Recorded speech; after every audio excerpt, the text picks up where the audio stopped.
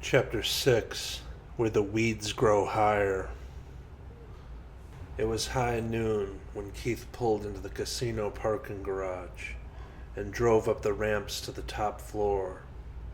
He had driven to the casino in silence, with only the sound of the road and the car engine. He parked near the elevator bay and dropped his cigarette butt out the crack of the window and blew the smoke out. Then turning and turning the crank handle, he rolled up the window and switched off the engine, and in the cabin of the car there was a smoke haze. He looked towards the doors and into the elevator lobby, illuminated in white light, and grabbed his roll of cash and his cigarette pack, golden crested and emboldened in hard print. He opened the door and got out of the car and crossed the parking lot. The rooftop was like a hot plate, and the heavy air held the still space of the lot. The light of the sun was directly overhead, and he lifted his arm up to shield his face as he went. The automatic doors slid open, and he crossed the no longer bright but dingy-colored carpet and pressed the button to call the elevator. He waited, with music playing from speakers in the ceiling, the music sounding as though it had found its way from a passing car in the night and into a deep dream. He felt he were folded into time, lost in the passage of it. The elevator door opened, and he stepped in and pressed the button marked casino. For a moment the elevator went down, and he breathed one long and extended breath. The door opened, and he went out into the hustle of the casino floor, the women scant and toe-stepping through the crowd, the men at the craps tables celebrating or yearning for the roll to hit, and all of it among a hopeful and hopeless talking, and the smell of burning tobacco and perfume in the air. Men yelling across the room, not out of anger, but so as to be heard over all the other yelling and cheer, and the chiming and ringing and infinite humming of the slot machines, the swooning colors of the carpet carrying him along as he made his way towards the poker room. On the rail of the poker room leaned Darby, and he straightened up and greeted Keith with a smile and a handshake and a pat on the back, and then they were both on the rail, leaning into the chaotic milling talk and chip sound in the poker room, like chirping insects, the players like apes at the tables, betting and winning and losing all around. Keith lit a cigarette and said, "We may as well wait for him before discussing it."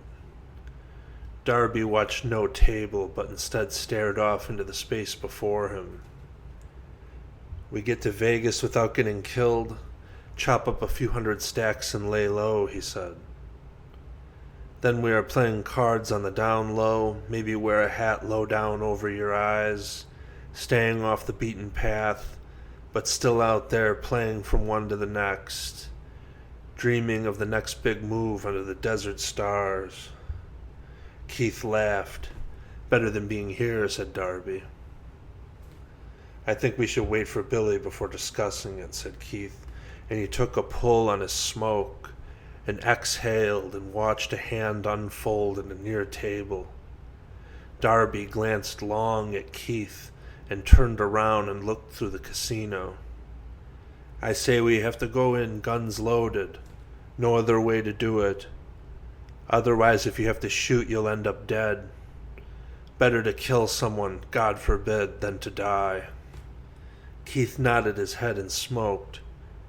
It was quiet for a moment as Keith watched a pot being won. "Billy should be here any minute," he said. "We should wait for him before discussing it." He leaned on the rail and smoked, and let the smoke roll out of his mouth and into the air, and it drifted to the poker room. Billy appears. He has his hands in his pockets and looks out of place, but is not especially out of place except to be a person who is maybe out of place anywhere at any time. He comes over and nods to Darby, who nods back, and Keith pulls his pack of smokes out and offers one to Billy, who takes it and leans along the rail next to Keith. And Keith hands him his lighter, and Billy takes that as well and lights the cigarette and hands the lighter back. "So we gonna play some cards tonight or what?" Billy said. "Our names are on the list," said Keith. "We need to have real bullets in case things get hairy," said Darby. "I don't want to be hanging out to dry. Getting shot and I can't at least shoot back is no way to die." Billy and Keith smoked and looked out into the poker room. "He's probably right," said Keith. "Fuck," said Billy. He shook his head, solemn. "I don't know if I can do this life as a murderer, face my maker with that kind of cloud hanging over me," he said. "It isn't murder if you have to do it," said Darby. "What choice would you have? You can't escape your fate." "I question your rationale, Darby," said Keith. "It's a sick and twisted world," Billy said. "Damn right it is," said Darby. Darby walks over towards the front desk and looks at the whiteboard where the three of them are on the list, and there are a few names ahead of them, scrawled in marker. The floor man calls the next person's name over the speakers, and it muffled blares through the room. Then Darby stops and turns and looks out across the poker room. He goes around the room full of tables, scanning from face to face, walking slowly between the tables, but he does not look at the action, only the faces of the players. Even when there is significant action, he does not bother to look at it unfolding before him. One player and then another glares back at Darby, but he does not notice as he goes through the room. Keith watched Darby as he went. "What is it with him?" he said. Billy watched and said nothing, and looked at Keith, and Keith looked back. The speaker crackled, and a muffled voice called, "Billy, Darby, Keith." They went and traded cash for chips at the cage, smiling and thanking the girl behind the counter, except for Darby, who did not smile. They were seated at the same table, and they played ruthlessly against each other as the hours waned. The only talk was of gambling. In the early morning hours, they were at the table with only the dealer and a half-asleep man in a collared shirt at the far end of the table. "Are you afraid to die?" said Darby. "Of course I'm afraid," said Billy. "Anything could happen." "Live by the gun, die by the gun, as they say," said Keith. "I was talking to him," said Darby, lifting his chin to the man in the collared shirt. The man looked at him but said nothing and folded his hand. "What say you, sir? Do you fear the Grim Reaper?" The man stared back at Darby but said nothing. "What about you?" said Keith. "Is the enigmatic Darby afraid?" Darby said nothing. He played a hand raising, and after everyone folded, a small pile of chips were pushed to him. He flips his hand over and shows the table. "Aces again, and of course no action from you nits." "It's because you got quiet," said Billy. "It was a tell how you stopped talking for once." Darby grinned. "Wait till you hear what I say when we pull this thing off," he said.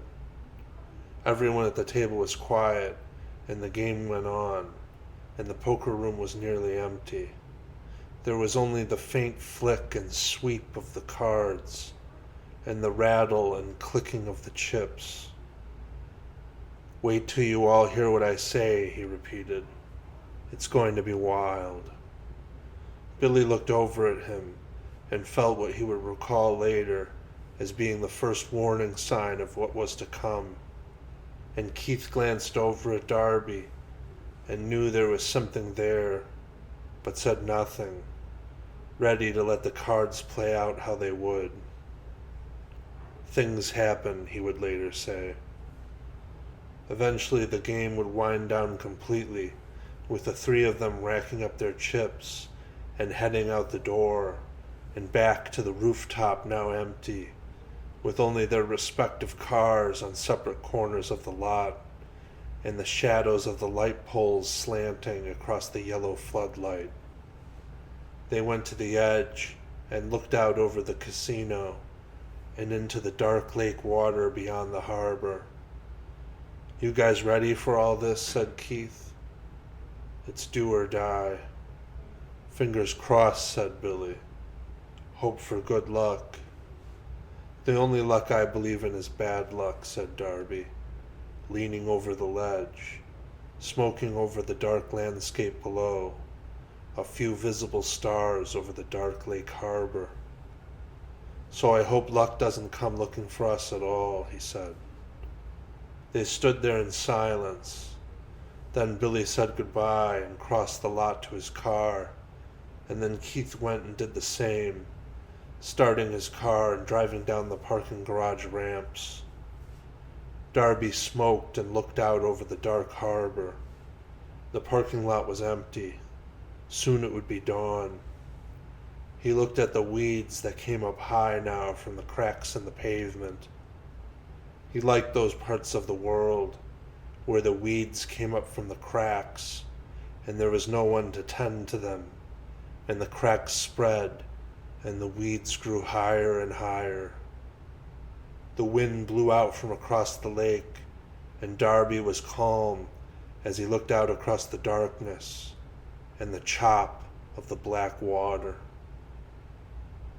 Keith drove home, the dark highways of light, tire on pavement, smoke and glass, red and white, glowing in the darkness along the lake, and the cold and damp wind ripping over the open windows. In the night he dreamed, and his dreams were inky and black shards. A stairwell led to tunnels, with the distant sound of the city far above. Then he dreamed he were floating in a black water, his head and his hands above the surface, but he could not get anywhere. He could only float. There was a figure on the shore, but he could only see them waving, big waving on the periphery, shouting something he could not understand. He tried to turn himself in the water, but he could only float, and the figure on the shore yelled and waved, but no matter how hard he tried, he could not make out the words. Then he floated out to sea, and he was there, floating under a starless sky, with only the chop of the black waves all around him.